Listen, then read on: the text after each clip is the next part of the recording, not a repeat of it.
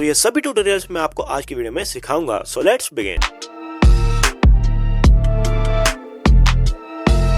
तो इस तरीके के आर्टिकल हाईलाइट एनिमेशन को क्रिएट करना बहुत ही ज्यादा आसान है। तो सबसे पहले तो आपको पिक्सल लैब में आकर इस तरीके के इमेज को ऐड कर लेना है और इसको फुल स्क्रीन कर देना है कुछ इस तरीके से। अब आपको इसमें टेक्स्ट को ऐड कर देना है। तो मैं इसमें टेक्स्ट में अपने आर्टिकल्स जो मैंने कॉपी किया उसको ऐड कर लिया है और कुछ इस तरीके से इसको सेट कर देना है बीच में इनके। अब इसके कलर को मैं ब्लैक कर लेता हूँ और फॉन्ट वगैरह को भी सिलेक्ट कर लेता हूँ जो मैं इसमें सेट करना चाहता हूँ। अब इसी तरीके से दूसरी साइड वाले पेज में भी कर लेना है। तो मैं फटाफट से कर लेता हूँ। तो ये हो जाने के बाद इसके बैकग्राउंड को ट्रांसपेरेंट करके आपको इस इमेज को सेव कर लेना है। अब आपको चले जाना है इलाइट मोशन में और यहाँ पर अगर आपको इसी इमेज को ऐड कर लेना जो हमने अभी पिक्सल ऐप से क्रिएट की है और इसको कुछ इस तरीके से बीचों बीच सेट कर लेना है जैसे मैं कर रहा हूँ। इस वीडियो में यूज किए गए सभी मटेरियल्स आपको मेरे टेलीग्राम चैनल पर मिल जाएंगे। टेलीग्राम चैनल का लिंक डिस्क्रिप्शन में है। तो अब मैं इस इमेज को 4 सेकंड तक कर लिया है। अब मैं थोड़ा सा आगे आकर 0.5 सेकंड तक आ गया हूँ जहाँ पर मैं हाईलाइट करवाना शुरू करना चाहता हूँ और यहाँ पर अगर प्लस के ऑप्शन पर क्लिक करके एक रेक्टेंगल शेप को सिलेक्ट कर लेना है। अब इस रेक्टेंगल शेप को कुछ इस तरीके से साइज दे देना है जैसे मैं दे रहा हूँ। जैसे आप देख सकते हो जो भी मैं वर्ड हाईलाइट करवाना चाहता हूँ उसके ऊपर मैंने इसको रख लिया है। अब इसको भी लास्ट तक कर लिया है। अब ब्लेंडिंग के ऑप्शन पे जाकर यहाँ पर मैं डार्कन पर जाता हूँ और इसमें मल्टीप्लाई कर देता हूँ। अब मैं इसके कलर को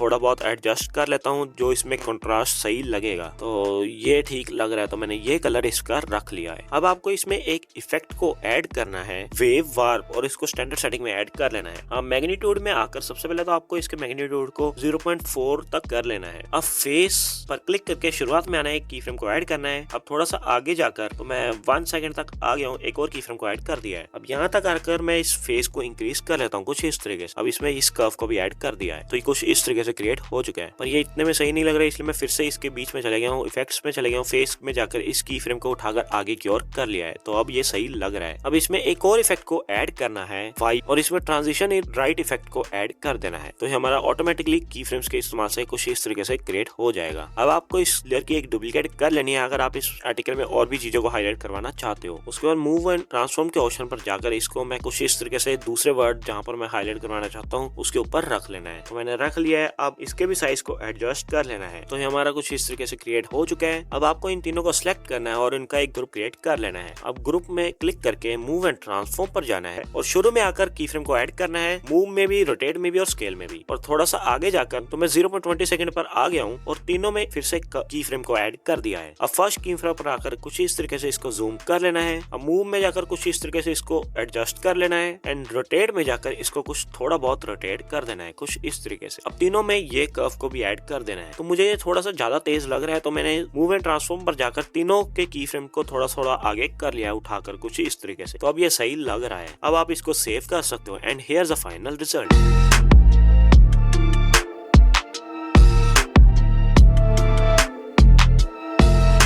तो इस मैप एनिमेशन को क्रिएट करना बहुत ही ज्यादा आसान है एंड बहुत सारे डॉक्यूमेंट्री वीडियो जो बनाते हैं वो इनको अपनी वीडियोस में यूज करते हैं। तो इसके लिए सबसे पहले आपको चले जाना है पिक्सल लैब ऐप में और यहाँ पर अगर आपको इस शेप को सिलेक्ट कर लेना है और इस शेप को कुछ इस तरीके से एडजस्ट कर लेना है। उसके बाद आपको एक और शेप को ऐड करना है, इस ट्रायंगल शेप को। अब इसको ऐड करने के बाद इसको रोटेट कर देना है, रोटेट में जाकर 180 डिग्री तक। तो ये ऐसा हो जाएगा। अब इसको थोड़ा सा छोटा करके इसके बीच में कुछ इस तरीके से एडजस्ट कर देना है जैसा आप देख सकते हो। अब इसका बैकग्राउंड को ट्रांसपेरेंट करके आप इसको इसी तरीके से भी सेव कर सकते हो या फिर आप इसमें डायरेक्ट टेक्स्ट भी लिख सकते हो जिस भी जगह के आप हाईलाइट करवाना चाहते हो मैप में। तो मैं यहाँ पर लिख रहा हूँ पंजाब और इसके फॉन्ट, कलर और साइज को एडजस्ट करके इसके बीच में कुछ इस तरीके से एडजस्ट कर लेना है एंड अब इसको सेव कर लेना है। अब आपको चले जाना है इलाइट मोशन ऐप में और यहाँ पर आकर आपको इस मैप को ऐड कर लेना है और कुछ इस तरीके से इंडिया की और इसको जूम कर लेना है क्योंकि मैं इंडिया में इसको हाईलाइट करवाना चाहता हूँ। तो अब मैंने इंडिया के मैप का PNG को भी ऐड कर लिया है और बिल्कुल इंडिया के मैप के ऊपर इसको एडजस्ट कर लिया है। उसके बाद ब्लेंडिंग के ऑप्शन पर जाकर यहाँ पर डार्कन में जाकर आपको जो कलर सही लगे मैं इसको सिलेक्ट कर लेना है। तो मुझे मल्टीप्लाई सही लग रहा है तो मैंने मल्टीप्लाई कर दिया है डार्कन में आकर। उसके बाद इसकी स्ट्रोक वाली लेयर को भी ऐड कर देना है। इनके PNGs और स्ट्रोक वाली लेयर को कैसे क्रिएट करना है वो मैंने ऑलरेडी पहले बहुत वीडियोस में बता चुका हूँ, इसलिए इस वीडियो में नहीं बताया। आप पिछली वीडियोस को जाकर देख सकते हो। अब ये भी एडजस्ट हो जाने के बाद हमें 1 सेकंड तक आ जाना है और अब अपने हमने जो सही PNG क्रिएट किया इसको ऐड कर लेना है और इसको पंजाब वाली लोकेशन पर ऐड कर लेना है कुछ इस तरीके से। अब मैं सभी लेयर्स को लास्ट तक कर लेता हूँ। तो मैं सभी लेयर्स की ड्यूरेशन 3 सेकंड तक कर लिया है। अब हमें इसमें आना है, मूव एंड ट्रांसफॉर्म पर जाना है और शुरू में एक की फ्रेम को ऐड करके थोड़ा सा आगे आकर मैं 2 सेकंड तक आगे हूँ, एक और की फ्रेम को ऐड कर दिया है। अब Z एक्सिस पर क्लिक करके कुछ इस तरीके से इसको जूम कर लिया है। अब मूव एंड अब XY एक्सिस के इस्तेमाल से कुछ इस तरीके से इसको सेट कर लेना है एंड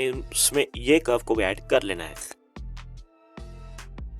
तो ये हमारा कुछ इस तरीके से क्रिएट हो चुका है। तो आपको ब्लेंडिंग एंड ओपेसिटी के ऑप्शन पर जाना है। शुरू में एक की फ्रेम को ऐड करना है और थोड़ा सा आगे आकर एक और की फ्रेम को ऐड करना है। अब फर्स्ट की फ्रेम पर आकर इसके ओपेसिटी को 0 कर देना है। अब शुरू में आना है, प्लस के ऑप्शन पर क्लिक करके ऑब्जेक्ट्स पर जाना है और नल को ऐड कर लेना है। नल को ऐड करने के बाद इसके ड्यूरेशन को लास्ट तक कर लेना है। अब आपको अपने मैप वाली लेयर को सिलेक्ट करना है। इस ऑप्शन पर क्लिक करके नल के 1 के साथ इसको कनेक्ट कर देना है और इसी तरीके से आपको बाकी लेयर्स को भी नल 1 के साथ कनेक्ट कर देना है। अब आपको नल में जाना है, मूव एंड ट्रांसफॉर्म पर जाना है और इसको कुछ इस तरीके से सेट कर लेना है बीचों बीच। अब आपको ब्लू वाले मैप जो से हमने पीएनजी को ऐड किया था उसमें जाना है, ब्लेंडिंग और ओपेसिटी के ऑप्शन पर जाना है। शुरू में एक की फ्रेम को ऐड करना है और थोड़ा सा आगे आकर एक और की फ्रेम को ऐड करना है। अब इसकी शुरुआत वाले की फ्रेम पर आकर इसकी ओपेसिटी को 0 कर देना है। तो हमारा कुछ इस तरीके से हो जाएगा। अब आपको स्ट्रोक वाली लेयर पर क्लिक करना है। इसमें भी एक इफेक्ट को ऐड करना है, ग्लो, और इसको स्टैंडर्ड सेटिंग में ऐड कर लेना है। इसके कलर को व्हाइट कर लेना और इसकी सेटिंग को अपने हिसाब से एडजस्ट कर लेना। तो अभी हमारा कुछ इस तरीके से हो चुका है, ग्लो आ चुका है इसमें। अब मैं इसमें एक और इफेक्ट को ऐड कर लेता हूँ, ड्रॉइंग प्रोग्रेस, और इसमें ड्रॉ ग्रेजुअली को सिलेक्ट कर दिया है। अब इसको ओपन करना है, एंड में जाना है और फर्स्ट की फ्रेम को कुछ इस तरीके से इंक्रीज करना है, जैसा आप देख सकते हो। अब आपको देखना है कि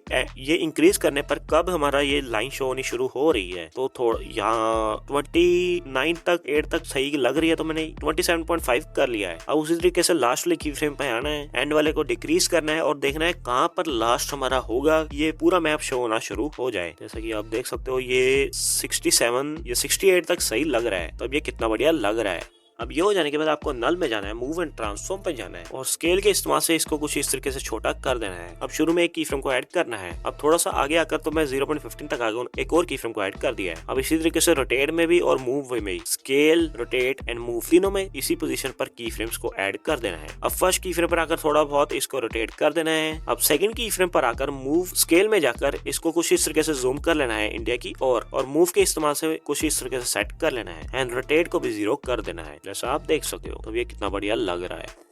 अब सबसे पहले तो आपको जो हमने ये पीएनजी पिक्सल लैब में क्रिएट किया था इसको डिस्कनेक्ट कर देना है। उसी ऑप्शन पर क्लिक करके नल पर क्लिक करना है। अब आपको नल में जाना है, मूव एंड ट्रांसफॉर्म पर जाना है और जहाँ पर हमारा ये मैप शो होना शुरू हो रहा है वहाँ पर की फ्रेम को ऐड करना है और थोड़ा सा आगे आकर एक और की फ्रेम को ऐड करना है और कुछ इस तरीके से इसको जूम कर लेना है, जैसा आप देख सकते हो। तो अब आप इसको सेव कर सकते हैं and here is the final result.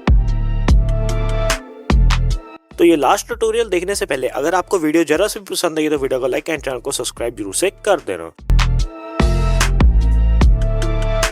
तो ये बिल्डिंग एनिमेशन शिवांशु अग्रवाल अपनी वीडियोस में बहुत ही ज्यादा यूज करता है एंड इसको बनाना उससे भी ज्यादा आसान है। तो सबसे पहले तो आपको इलास्ट्रेशन में आकर एक ऐसी वीडियो को ऐड कर लेना है। अब एक रोड वाले पीएनजी को ऐड कर लेना है कुछ इस तरीके से और इसको कुछ इस तरीके से मूव एंड ट्रांसफर पर जाकर एडजस्ट कर लेना है। अब आपको शुरू में आकर बिल्डिंग वाली पीएनजी को भी ऐड कर लेना है। तो मैंने इस बिल्डिंग को ऐड कर लिया है। अब इसको कुछ इस तरीके से रोड के साइड में एडजस्ट कर देना है। अब इस लेयर को कुछ इस तरीके से रोड के नीचे कर देना है। अब इसी तरीके से दूसरी बिल्डिंग को ऐड करना है। मूव एंड ट्रांसफॉर पर जाकर इसके साइज वगैरह को एडजस्ट करके इसको भी रोड वाली लेयर के नीचे कर देना है और इसी तरीके से तीसरी को भी कर लेना है। तो ये 3 मैंने ऐड कर लिया है। इसी तरीके से आपको दूसरी साइड भी 3 इमेजेस को ऐड कर लेना है। मैं फटाफट से कर लेता हूँ। तो अब आपको सभी ऐड करने के बाद रोड वाली को छोड़कर सारी बिल्डिंग्स को सिलेक्ट करना है और इनका एक ग्रुप क्रिएट कर लेना है। अब मूव एंड ट्रांसफॉर्म पर जाना है। शुरू में एक की फ्रेम को ऐड करना है। अब 1 सेकंड पे आकर एक और की फ्रेम को ऐड कर दिया है। अब फर्स्ट की फ्रेम पर आकर इनको कुछ इस तरीके से नीचे की ओर स्लाइड कर दिया है। अब उसके बाद इनमें मैं इस 3rd नंबर वाले कर्व को ऐड कर दिया है। तो अभी हमारा कुछ इस तरीके से क्रिएट हो चुका है। अब शुरू में आकर मैं अपनी मेन पीएनजी को ऐड कर लेता हूँ। तो मैंने इसको ऐड कर दिया है कुछ इस तरीके से और इसको सेंटर में एडजस्ट कर लेना है। अब सभी को लास्ट तक कर लेना है। अब इन सभी को सिलेक्ट करके इनका एक ग्रुप क्रिएट कर लेना है। अब इसके मूव एंड ट्रांसफॉर्म में आना है। शुरू में एक की फ्रेम को ऐड करना है और थोड़ा सा आगे चले जाना है। 1.15 तक चले गया हूँ और एक और की फ्रेम को ऐड कर दिया है। अब इसके फर्स्ट की फ्रेम पर जाकर Z एक्सिस पर क्लिक करना है और इसको कुछ इस तरीके से जूम कर लेना है और XY एक्सिस से इसको कुछ इस तरीके से सेट कर लेना है। तो मैं फटाफट से एडजस्ट कर लेता हूँ। अब इसमें इस कर्व को ऐड कर लेना है। अब इसको सेव कर सकते हो and here is the final result.